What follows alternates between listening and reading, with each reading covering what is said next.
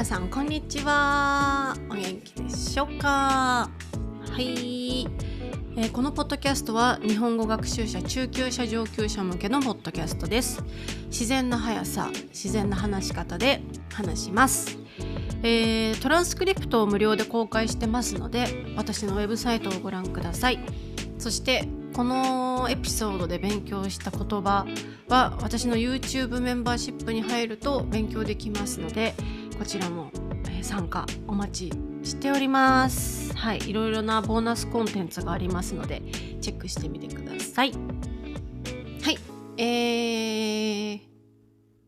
そう今日はね、卒業の話をしたいと思うんですけど、ちょっとその前にちょっとゲームの話1個してもいいですか。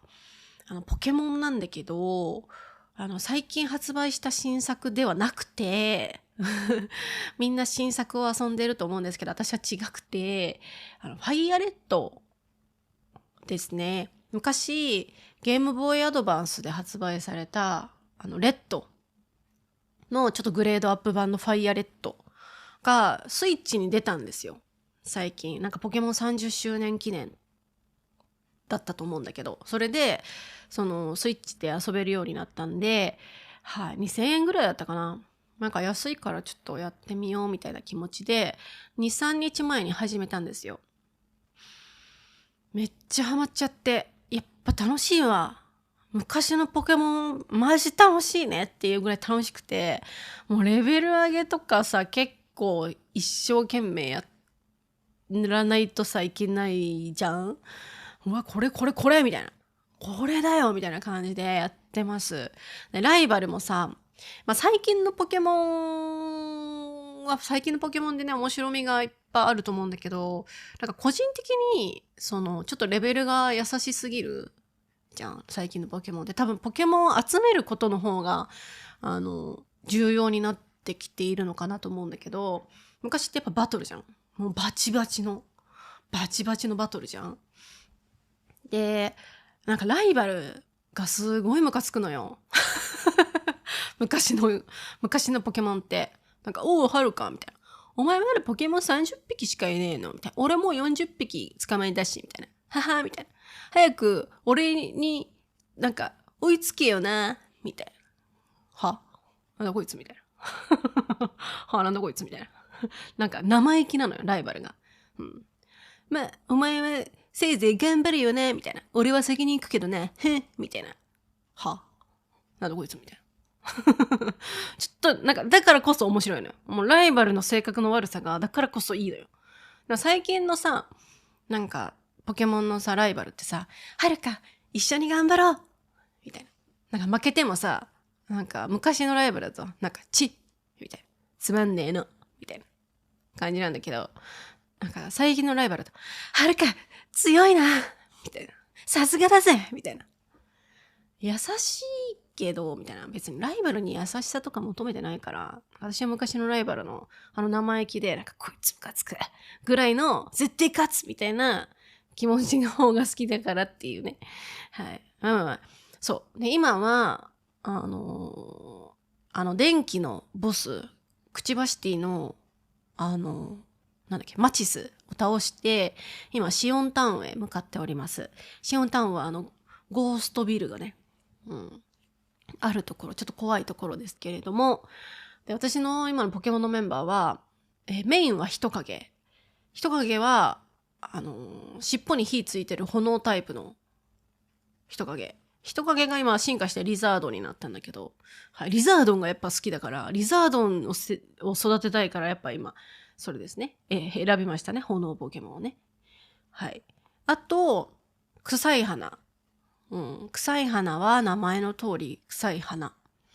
みたいな、臭い花育てる人いるんだって思った人いるかもしれないけど、臭い花を成長したらラフレシアになりまして、ラフレシアからの綺麗花になりますから、私はこのねラフレシア綺麗花がすごい好きなんで、はい、育ててるあとはユンゲラーはなんかスプーン持ってるエスパー系のポケモンですね。なんかカレーでも食ってそうな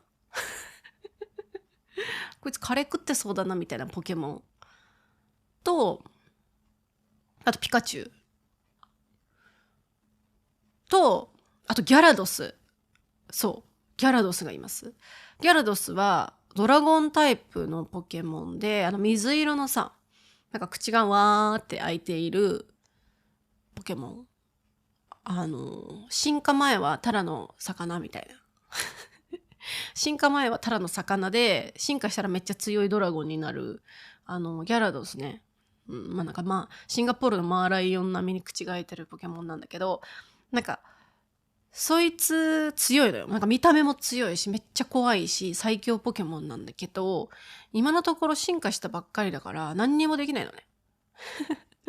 役に立たない。見た目あんなに怖いのにみたいな。体当たりしかないみたいな。体当たりとなんか跳ねるみたいな。ピチピチピチピチピチ。しかし何も起こらなかった。みたいな。何これみたいな。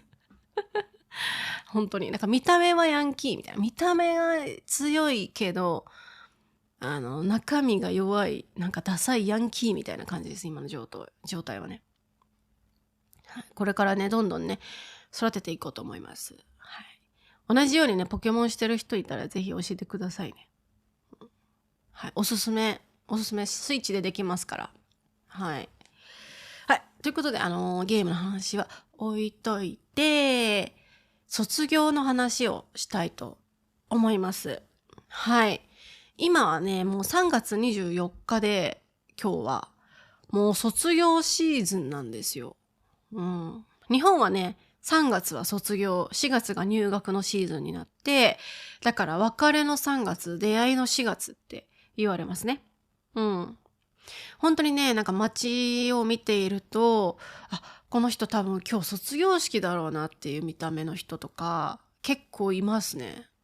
うん。なんかお花持ってたりとか、制服にお花がついてる人は卒業生。あとは、大人数ですごい飲み会が多いです。はい。街を歩いてるともう、学生の酔っ払いがいっぱいいて、卒業なんだろうなとか。あとは、大学の女子大学生だけだと思うんですけど、卒業式に、袴を着るんですよ。袴っていうのはなんか着物に似てるんですけど、またちょっと違くて。そう。綺麗なね、伝統的なね、衣装があるんですけど、その袴を着ている女子大学生も結構いて、いいっすね。卒業っすねっていう気持ちなんで、今日は日本の卒業式、卒業式何するのとか、どんな感じ雰囲気はっていう風なことを話したいと思います。はい。皆さんの国と割と違うところがあると思いますね。うん。はい。まずですね、日本の卒業式っていうのはなんか全ての学校でやるんですけど、やっぱ小中高大がやっぱ思い出が深いですよね。うん。でもね、やることはね、小中高大大体一緒です。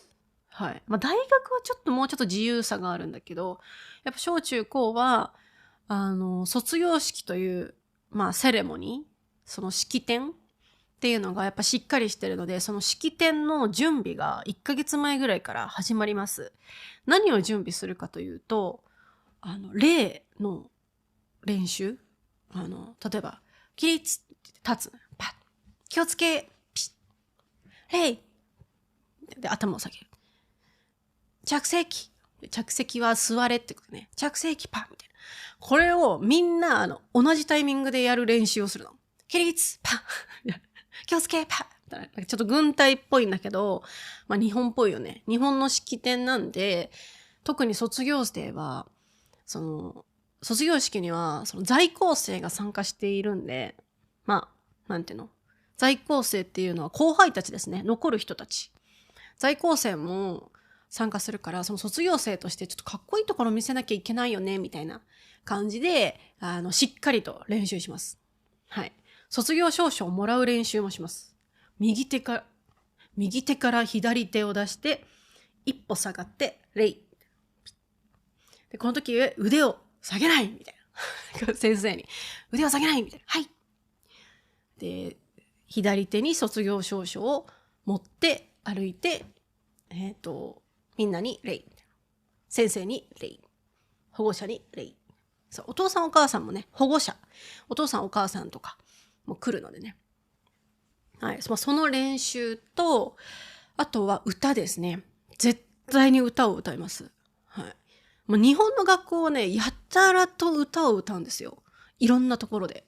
合唱コンクールがあったり、音楽祭があったり、入学式、卒業式、いろんなところで歌を歌うんですけど、卒業式はやっぱりね、一番もう最後だから卒業生は。もう、ね、気合を入れて歌の練習をします。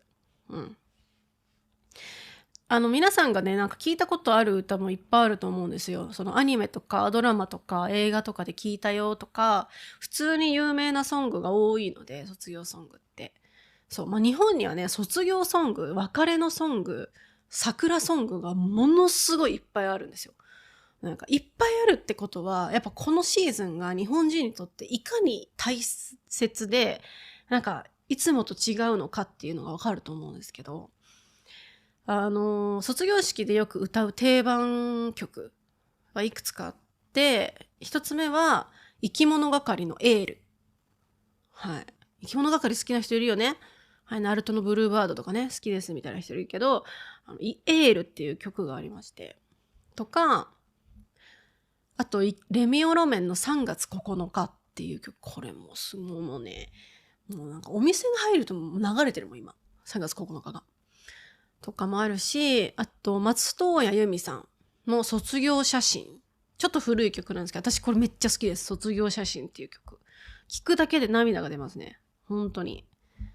卒業写真とか、いろいろありますよ。なんか、ラッドウィンプスとか、今だと、なんか、ミセスグリーンアップルとか、なんか、いろいろなね、歌手が本当に卒業と桜についての曲を出してるんで。はい。でもですね、やっぱり人気な曲は、旅立ちの日にという曲です。旅立ちの日に。なんか、白い光の中に、山並みは燃えて、みたいな。なんか曲ちょっと怪しい。てててててててててててててててててててっていう曲ね。聞いたことあるなってね、方いると思うんですけど、旅立ちの日にはもうね、日本で卒業式を経験した人はもうこの曲を流した瞬間泣きますね。本当に。もう親でも泣くもん。うん。ね、もしかしたらアニメとか思い出したら、軽音とかでも流れてたね。アニメの卒業シーンを思い出して泣いちゃう人いるかもしれないですけど。はい。旅立ちの日に。ただですね、やっぱ個人的に一番卒業といえばこれだよねっていうのは、仰げば尊しですね。仰げば尊しはやっぱりいい曲というか卒業って感じですね。だいたいなんか卒業式の式典って1時間ぐらいあるんですけど、最後に歌を歌って、その仰げば尊しは先生たちも歌うんですよ。確か。みんなで歌うみたいな曲。で、仰げば尊し我が師の恩みたいな曲なんですけど、仰げば尊しのピアノ、タンタンタンタンって流れた瞬間みんな泣くみたいな。うん。もうなんかスイッチみたいな、なんか自動装置みたいなですね。涙の自動装置ばりに曲が流れた瞬間、もううちのお母さんとかも、みたいな。先生も、みたいな感じでしたね。はい。いい曲。はい。で、卒業式が終わり。なんか卒業生退場します。起立って。パッ。みんな泣いてるみたいな。で、卒業式退場して、卒業生はそのままホームルームが始まります。もう最後のホームルームみたいな。もうこれもね、アニメとかドラマとかでね、見たことある方いると思うんですけど、なんか最後のホームルームとか、もう先生たちはもうね、何を喋るかね、考えてきてるんですよ。もう先生たちもちょっと涙みたいな。最後のホームルームだ、みたいな。君たちに教えたいことは一つ、みたいな。基本的に人生みたいな。人生楽しめ、みたいな。そんなことを、なんか急に漢字とか書いてある。なんか人生の人という字は、みたいそんな話を結構して、結構感動系の話をして、みたいな。みんな今までありがとうみたいな。頑張れよみたいなことを言って、生徒たちも、先生ありがとうみたいな、感じで終わります。はい。あれね、最後のホームルームな。泣いちゃうんだよね、みんな。先生、みたいな。ね。私、先生が何喋ったか全く覚えてないけど。マジで何喋ったんだろうね。最低。覚えとけよって話な。まあいいや。そう、そんな感じですね。で、その後はやっぱ写真とか撮るんですけど、卒業アルバムと卒業文集というのをもらうんですね。卒業アルバムはアルバムなんですけど、まだ実家にありますね、私も。卒業文集っていうのが、なんかね、あるんですよ。なんか、いろいろ書いてあるんですよ。なんか思い出みたいなものが。で、なんか私、覚えてないんだけど、マジで私何書いたか。でも大体なんか将来の夢は何ですかみたいなのを、その作文エッセイみたいなのを書くんだよね、みんな。それが全員分載っていて、その卒業文集に。で、なんか、見返すと、みたいな、小学校の時こんなの書いてたんだ、みたいな、中学生の時こんな夢があったんだ、みたいなのを読み返すんですけど、私は多分文集捨てました。はい。もう燃やして捨てるレベルで多分捨ててます。いらねー、みたいな。いらねー、みたいな感じで捨てちゃったタイプなんですけど、はい。見るのちょっと恥ずかしいし、私あんまり学生生活なんか楽しかったタイプじゃないんで、いらないからゴミかなみたいな感じで捨てましたね、多分。はい、もう後半に私の卒業式の思い出を話すんですけど、みんなの憧れ、みんなのアニメとかで見た卒業式の思い出をぶち壊す私の卒業エピソードしかないので、それを話しますね、後で。そう。でも卒業文集ってなんか、結構さ、犯罪者の犯人とか容疑者とか、なんかすごい重い事件を起こした犯人とかが捕まった時に、なんか彼女が卒業式の時に書いていた文集とかが、なんかどっから出てきて、ニュースで、なんか、子供の時は、なんか、消防士になりたかったはずなのになぜ彼はこんな犯罪を起こしてしまったのか、みたいな。子供の時はお花屋さんになりたかった彼女がなぜこんな重い殺人をしてしまう人生を歩んでしまったのかみたいな、よくありますね。だから文集大切ね。なんかあった時にバレるかもよみたいな。犯罪しちゃいけないけど、はい。そう、その後に謝恩会というものがあります。謝恩会っていうのは、謝は感謝の謝。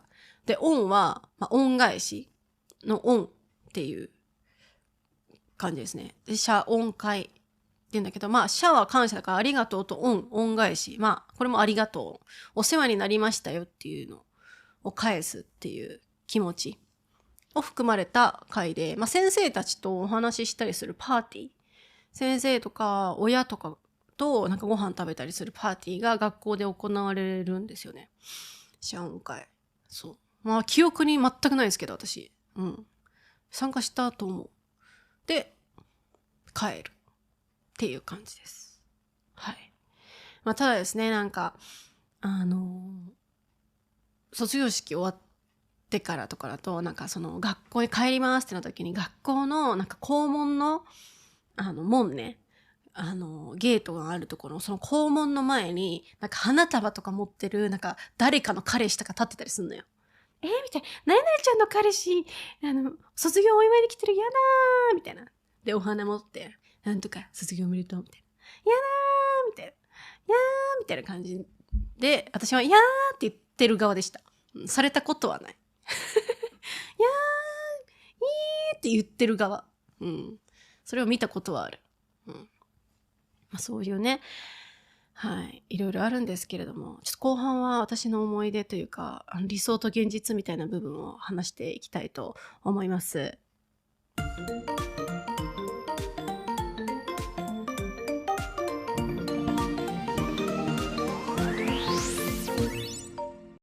はい。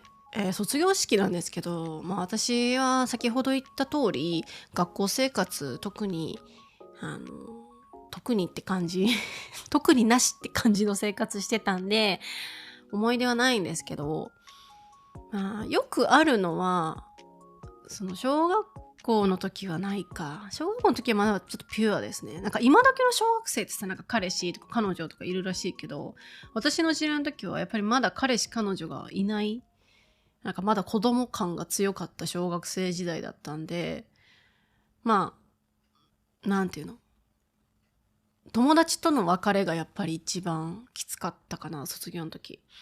なんか小学校の時って、そのまんま、その地元にある小学校にそのまま進む人たちと、私立とかに行って、全然違うところに行っちゃう人とか、あとは小学校卒業を機に引っ越してしまうみたいな人とかも結構いたんですよ。だからその小学校の卒業の時は割と別れが強くて、個人的に。もう会えないんだなみたいな人が多かったイメージですね。うん。そう。で、先生たちとの別れも一番悲しかったのは小学校だったと思う。やっぱ小学生の時ってやっぱ先生になんかお世話になってた、私は。ですごい好きだったのは中島先生っていう男性の先生で、若くてイケメンで、うちのお母さんとかみんな好きみたいな。若くて背が高くてイケメンな中地って呼んでたんだけど、そう、中地とのお別れはみんな辛くて、中地みたいな。バイバイみたいな。そうそうそう。はい。何してんだろうね、今。ね。もう40、50なのかな。へえ。感慨深い。若くて、イケメンだった中地はもう多分40、50か。そう。だから小学校の時はやっぱ友達との別れが強くて、で、中学校の卒業の時は、本当に中学校が大嫌いだったんで、私はもう本当に卒業したいみたいな感じだったんですけど、そう、なんかね、中学校の時は、なんか好きな人の、なんかよく女の子は、なんか好きな先輩、憧れの先輩の第2ボタンをもらうっていう文化があるんですよ、日本で。その制服の2番目のボタンですね。で、基本的には、この文化が生まれたのは、その男性の生徒は、その学ランって言って黒くて、首がこう上まである、ああいう制服の2番目のボタンをもらうっていうのが昔からの、ま伝統まではいかない文化であるんですよ。なんか理由は、その第2ボタンは、その一番心臓に近い位置にあるっていうことで、その好きな先輩の第2ボタンくださいとか、もらってもいいですかみたいな先輩みたいなことを言ってんのすっごい気持ち悪くない？心臓に近いボタンとかものすごい気持ち悪いじゃん、今聞いたら。で、みんなやってたのね。で、そう。でも大体売り切れてんだよ。もうなんか人気の先輩とかもうボタン全部ブチブチに誰かに取られちゃってるみたいな先輩とかいて、なんか、わあ、あの先輩のもう何も残ってないみたいな。あの先輩もうボタン全部ないみたいな先輩も、いるんだけど、うちの学校は、そういうイケメンの先輩とか一人もいなくて、しかも制服もダサくて、で制服もなんかブレザーなのね。だから別に第2ボタンすごいお腹みたいな。おへそみたいな。全然心臓から遠くに第2ボタンありますみたいな。ね。なんか彼氏とかで先輩がいたら、そのボタンもらってる女の子とかいたけど、私はなんか、いや大丈夫です、そういうのみたいな。うん。はい。ね。結構いますよ。そういういろんなその先輩の私物をもらいたがる。ペンとか、ね、いたらしいよ。私は全然知らんけど、みたいな。そう。ね。そう、いやでもね、なんか私にもちょっとなんかそういう恋愛みたいなことが実は中学校の時ありまして、聞いてくれる？すごいね、思い出すと恥ずかしすぎて、ちょっと顔が真っ赤になっちゃう。もう顔が真っ赤になってるかもしれないんだけど、なんか、塾に通ってたの、私。中学校の時みんな通うんだけど、で、塾で、ちょっとなんかいい感じの男の子がいたのね。中学3年生の時に。勉強しろやって感じなんだけど、なんかその男の子は、同じ塾で違う学校なんだけど、私立なんだけど、彼が通っていったところが。で、なんか見た目が、私がその時に好きだった、スーパーエイトっていうアイドルの錦戸亮くんに似ていたの、彼が。ね、錦戸亮くんすごいイケメンなんだけど、錦戸亮くんと、ちょっと本当にごめんだよ。いや、彼はイケメンなんだけど、ちょっと正直に例えると、その錦戸亮くんと、カタツムリを足して2で割りましたみたいな顔してるのね。最低じゃん。いや、でもなんかね、そんな感じなの。なんかちょっとカタツムリ感があるの。そう。錦戸亮足すカタツムリは彼みたいな。それを割りましたみたいな感じの見た目にしてる彼がいて、なんかちょっといい感じだったのよ、実は。で、なんか、ただ受験で、私受験大失敗して、高校の時。1週間ぐらい寝込んだんですよ、落ち込んで。私はなんてバカな野郎だみたいな感じで。で、一方で彼は大成功して、まあ、今でいう慶応大学の付属校に決定したら、もうめちゃめちゃ頭いいのね。一番頭いい学校に決まって、頭いいって感じで、で、一方で私は失敗しちゃって、で、彼から、その時のガラケーだよね。パカパカのさ、携帯でメールが来て、受かったみたいな。慶応受かったみたいな。一方私落ちてるわけよ。で、私連絡無視しちゃって、で、そのまんま、塾だからもう会うことがなくって、もう授業も終わってるから、そのまんまになっちゃったっていう、すごく苦い思い出があるんです。あの時、私が合格していたら、多分彼といい感じになっていたかもしれないし、ね。ちゃんと返信して私は落ちましたという返信したとしても何かいい未来が待っていたかもしれないし、そう、無視しちゃったのよね。それ以来全くだったの。うん。まあ、Facebook とか繋がってんだけど、実は。そう。なんかその後ね、ちょっとね、いろいろあって、一回あったんだけど、なんか特にみたいな感じで、まあ、久しぶりだね、みたいな感じで終わっちゃったんだけど、その彼はね、今めちゃくちゃエリート。あの時みたいな。あの時私はもしかしたら、そのエリートの、なんか、ね、なんか甘い汁を添えてたかもしれないみたいな。こういう考えしてるからいけないんだよね。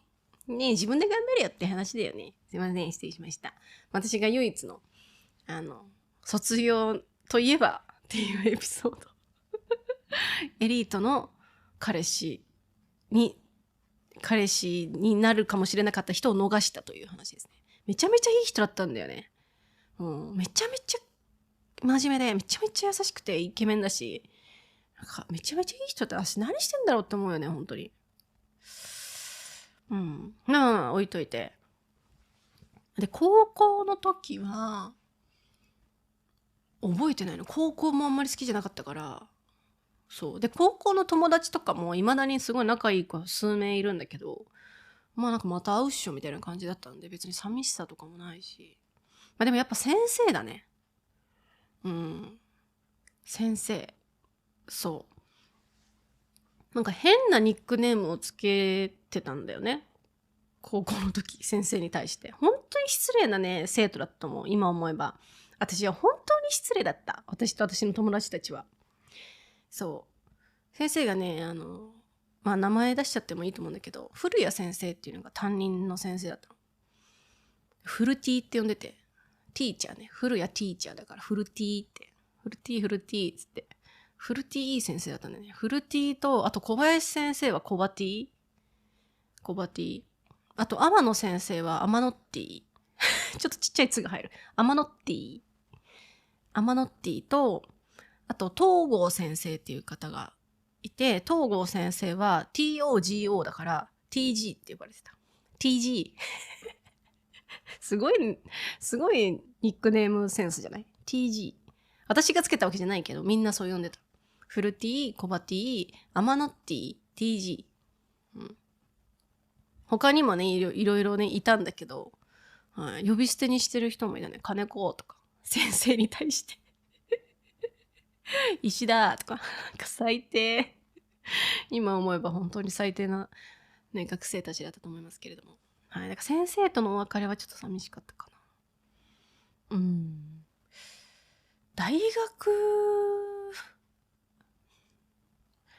学はなんかみんなで飲み会した覚えがある、最後。大学もあんまり覚えてない。なんか大学の場合はなんか人数が多すぎて、なんかいっぱい人がいるところがもうその時苦手意識があったんで、なんか人がいっぱいだって言って頑張ってなんか話してたイメージが気持ち的にある。最低。基本的に卒業式とかあんまり好きじゃなかったね。なんかいっぱい人がいるみたい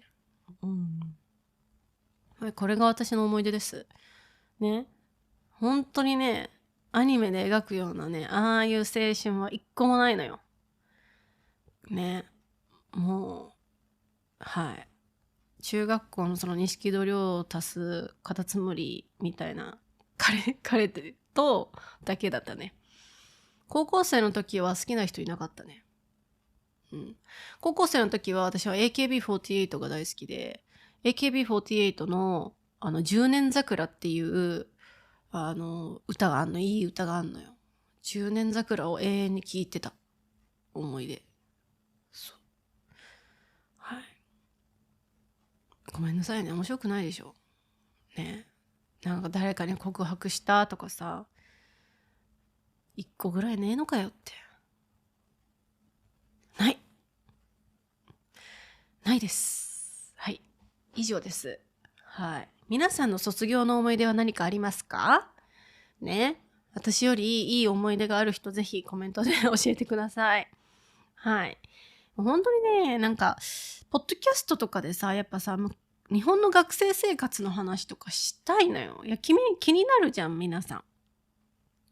なんか学生生活ってどういう感じなんだろうとか、気になると思うんですけど、私本当に面白い話なくて、もうね、本当に地味な学生生活を過ごしてしまったもので、はい。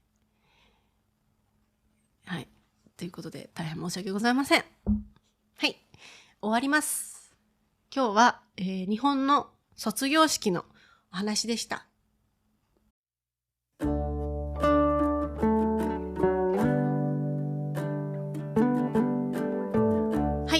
今日話した話、またトランスクリプトを作りますので、私のウェブサイトをチェックしてください。